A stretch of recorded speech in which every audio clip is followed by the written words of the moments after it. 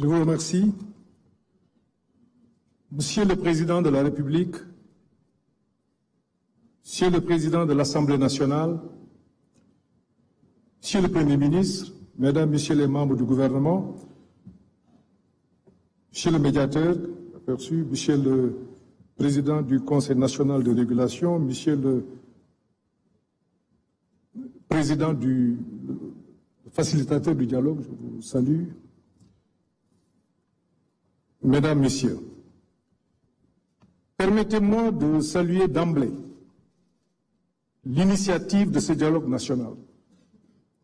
Malgré les turbulences, elle est un geste d'ouverture à magnifier. Nous, opposition républicaine, y prenons part, non par naïveté, mais par fidélité à nos principes, par foi en l'avenir et par amour pour notre patrie. Oui, le climat est tendu. Oui, il y a des arrestations, les restrictions de liberté interpellent. Mais justement, plus le contexte est difficile, plus le dialogue devient une nécessité. Refuser de dialoguer, c'est entretenir l'impasse. Y prendre part, c'est assumer sa part de responsabilité devant la nation. Ce dialogue s'organise autour de 3 axes que nous partageons. Le premier est celui des libertés publiques. Mais que vaut une démocratie où on arrête des opposants, où des journalistes, des chroniqueurs sont convoqués, parfois détenus pour avoir fait le travail? Nous appelons à un pacte national de pacification politique fondé sur la libération des détenus politiques, l'indépendance des médias et des procédures judiciaires perçues comme justes et impartiales. Le second axe porte sur le système électoral. Donnons réalité au statut de l'opposition et de son chef, donnons à la Sénat les moyens et l'indépendance qui s'imposent, et sur l'inscription des jeunes, l'inscription automatique des jeunes majeurs au fichier électoral, nous estimons qu'une telle réforme aux implications profondes doit faire l'objet de consensus forts. Le troisième axe est la refonte institutionnelle.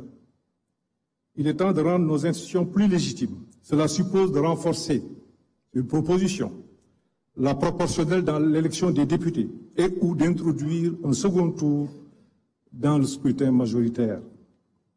De même, la Haute Cour de justice doit être réformée, sa composition, aujourd'hui alignée sur la majorité parlementaire, ne garantit pas l'impartialité attendue.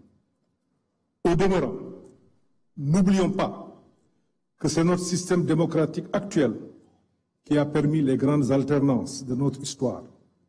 Il a porté au pouvoir les gouvernants d'hier comme il a permis l'accession du pouvoir actuel. C'est un héritage précieux, fruit des luttes, des réformes, des sacrifices consentis au fil des décennies. Que l'on soit au pouvoir ou de l'opposition, nous devons ensemble préserver cet acquis. Mais au-delà des questions politiques, l'enjeu central de mon point de vue reste économique. C'est pour cela que j'avais souhaité et proposé l'inscription de cette question à l'ordre du jour du présent dialogue. J'espère et souhaite vivement une mobilisation de tous les acteurs autour de ce sujet. Le Sénégal fait actuellement face à des pertes d'emploi, une dette croissante et une situation budgétaire préoccupante sur fond de vulnérabilité externe. On peut ne pas s'entendre sur les causes, mais il faut qu'on s'accorde sur les solutions. Ainsi, votre nouveau référentiel stratégique de l'action publique devrait être, de mon point de vue, mieux partagé pour améliorer sa mise en œuvre pour l'intérêt de tout le monde.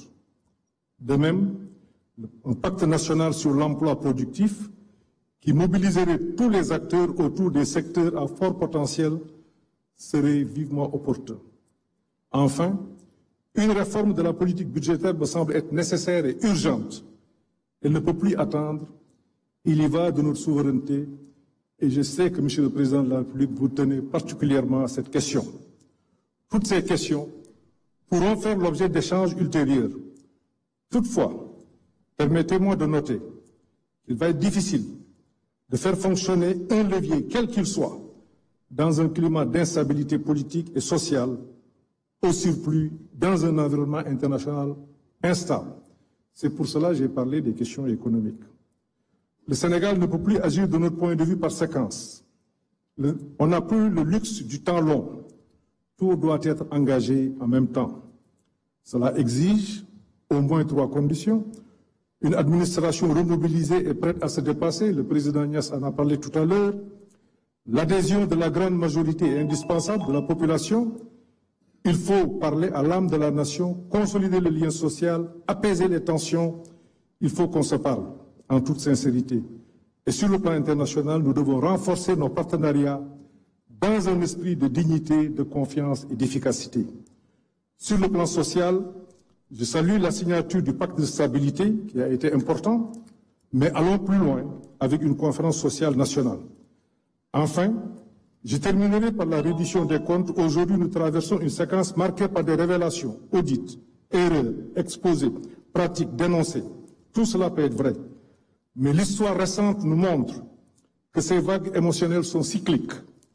À chaque alternance, scandale, sanctions, oubli, et on recommence.